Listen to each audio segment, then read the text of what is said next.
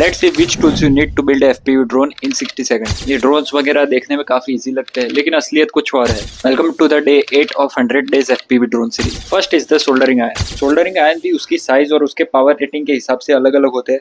मुझे पर्सनली ये वाला काफी अच्छा लगता है। ये है smoke stopper.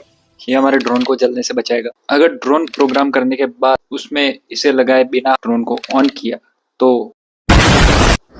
Third is the high quality screw driver set.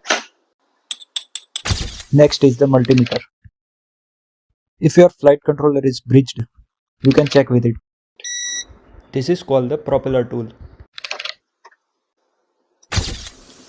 This is wire stripper. और ये है हीट स्ट्रिंग ट्यूब, जो कि दो वायर्स को जोड़ने में काम आती है. Next is the thread locker, very useful to reduce vibrations in drone.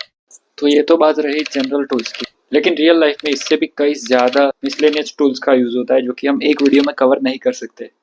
तो फॉलो फॉर मोर।